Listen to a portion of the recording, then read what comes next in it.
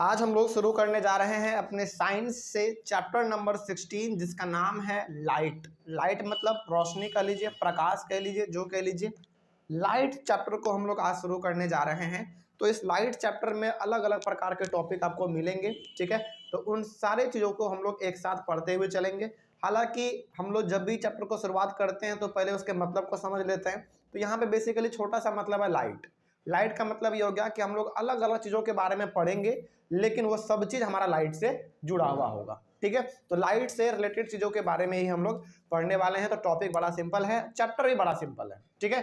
चलिए शुरू करते हैं। सबसे पहले यहाँ पे लिखा हुआ है light is a form of energy. सबसे पहला पॉइंट, लाइट एक प्रकार का क्या है? एनर्जी का एक अलग फॉर्म है। जैसे फॉर एग्जाम्पल आप कहते हैं ना कि सनलाइट क्या है? एक एनर्जी है। जैसे हम लोग कहते हैं ना कि हमको एनर्जी मिलता है सूरज की रोशनी से, मतलब कि लाइट भी अपने आप में क्या है? कि एनर्जी है, आपको ऊर्जा मिलता है।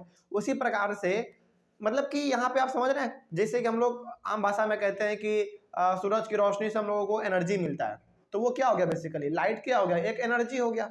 तो वही यहाँ पे लिखा हुआ है कि light is a form of energy. Simple सी बात है, ठीक है। उसके बाद light is needed to see things around us. बिल्कुल सही बात है। यानी कि आपको यदि आजू बाजू के चीज़ों को देखना है तो उसके लिए लाइट जरूरी है ना। यदि मान लीजिए अंधेरा वाला रूम है और अंधेरे वाले रूम में लाइट नहीं है, तो क्या आप कोई चीज़ देख पाते हैं?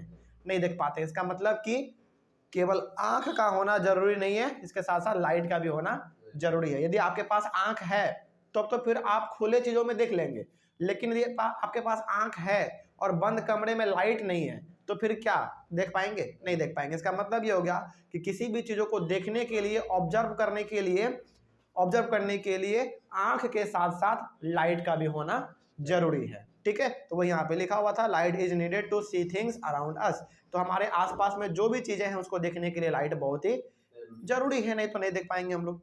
आगे लिखा हुआ है we are able to see the beautiful world around us because of light. ये भी बिल्कुल सही बात है।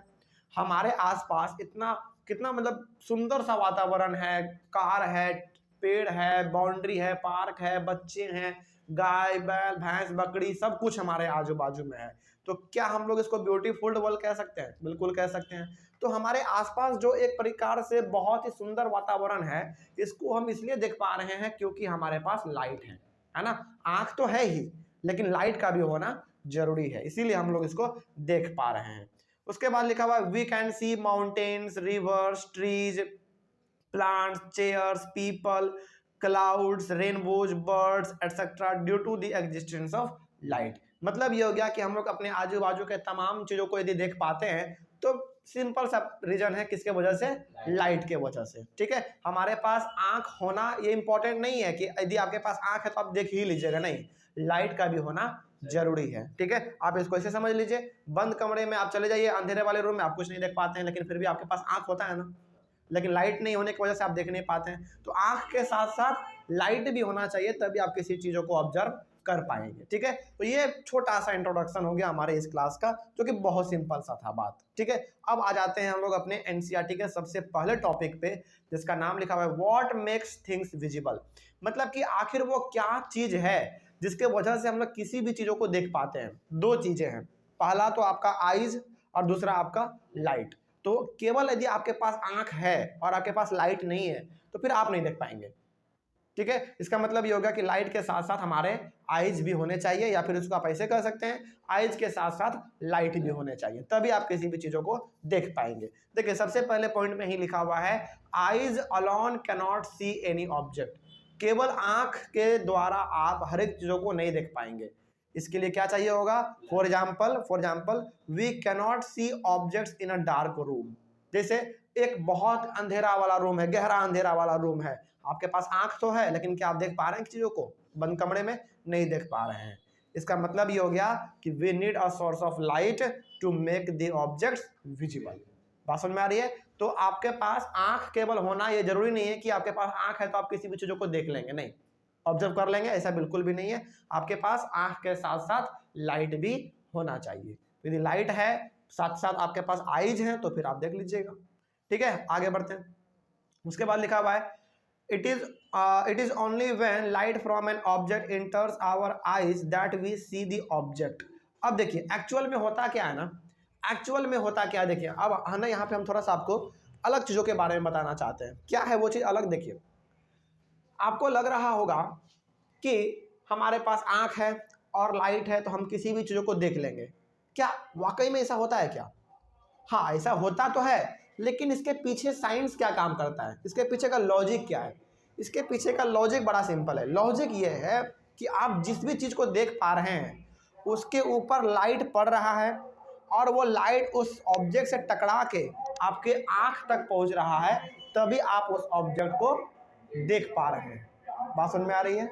इसका मतलब क्या हुआ? इसका मतलब ये हो गया कि किसी भी चीज़ों के लिए आप अपने आजू बाजू देख रहे हैं तो उस पर लाइट पड़ रहा है और उस लाइट को पड़ने के बाद वो आपके पास आँख में आ रहा है, आपके आँख से टकरा रहा है, तभी आप उस चीज़ को देख पा रहे हैं। सपोज इसको ना हम लोग ऐसे समझ सकते हैं, मान लीजिए कि बहुत एकदम अंधेरा रात है, ठीक है, बहुत अंधेरा रात है और आप ना एक छोटा सा टॉर्च लेके एकदम सीधा जलाए हुए हैं, ठीक है। सपोज कीजिए कि आप एक प्लेग्राउंड में हैं, ठीक है, फील्ड में हैं आप और बहुत एकदम अंधेरी रात है, ठीक है, आप वहाँ पे चले गए और आप क्या कर रहे हैं, आपके पास एक छोटा सा टॉर्च है, टॉर्च को आप क्या कर रहे हैं, सीधा जला रहे हैं, जला के एकदम सीधा एकदम देख रहे हैं।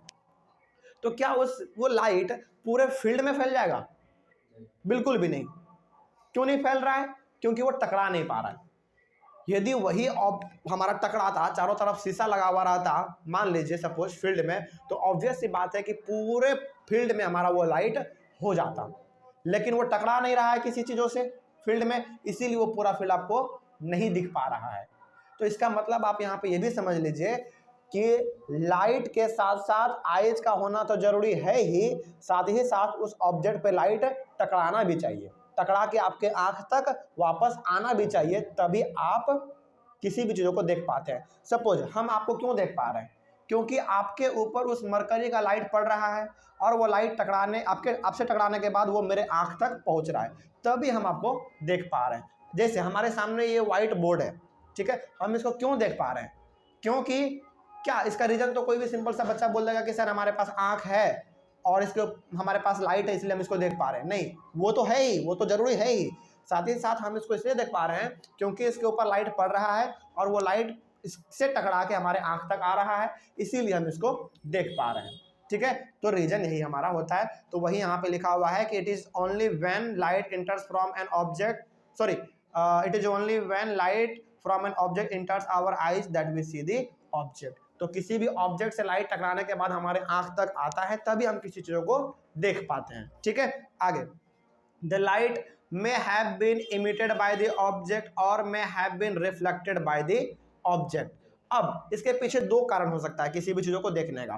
पहला कारण तो ये हो सकता है कि जिस चीज को आप देख रहे हैं वो खुद लाइट प्रोड्यूस कर रहा है, वो खुद लाइट प्रोड्यूस कर रहा है, या फिर जिस चीज को आप देख पा रहे हैं हो सकता है कि उस पर कोई दूसरा लाइट पड़ रहा होगा। बात समझ में आ रही है? जैसे फॉर एग्जांपल मान लीजिए आप अपने फ़ोन का टॉर्च जलाते हैं, फ्लैश लाइट जलाते हैं, तो आप उस फ्लैश लाइट को देख पाते हैं कि नहीं? देख पाते हैं। क्यों देख पाते हैं? क्योंकि वो खुद उस लाइट को बढ़ा रहा है, प्रोड्यूस कर रहा है, इसीलिए आप उसको देख रहे हैं। लेकिन क्या ये बोर्ड अपने आप में ये लाइट प्रोड्यूस कर रहा है? क्या नहीं कर रहा है, इसके ऊपर लाइट पड़ रहा है।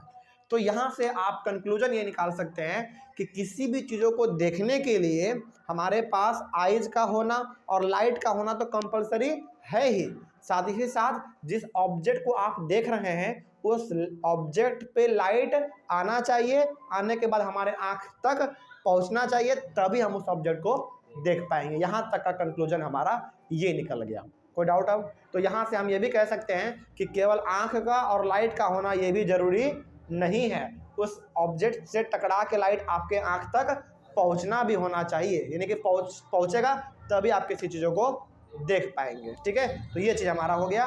लास्टली हम लोग कह सकते हैं कि thus it is light which makes things visible to us. तो लास्टली हम लोग ये कह सकते हैं कि वो लाइट ही एक चीज़ है जिसके वजह से हम किसी भी चीज़ों को देख पाते हैं। हालांकि किसी भी चीज़ों को देखने के लिए लाइट और आइज का होना जो जरूरी है, कंपलसरी है, ठीक है, लेकिन उस ऑब्जेक्ट से लाइट टकरा के हमारे आंख तक भी आए तभी हम उसको देख पाएंगे, ठीक है। अब तो कोई डाउट नहीं।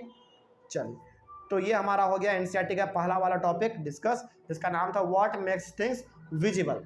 तो आखिर ऐसा क्या चीज़ था जो कि किसी भी चीज़ों को देखने के लिए हम लोगों को मतलब कि आप कह सकते हैं किसी भी चीज़ों को हम किस लिए देख पाते हैं, कैसे देख पाते हैं, आइज के थ्रू और लाइट के थ्रू।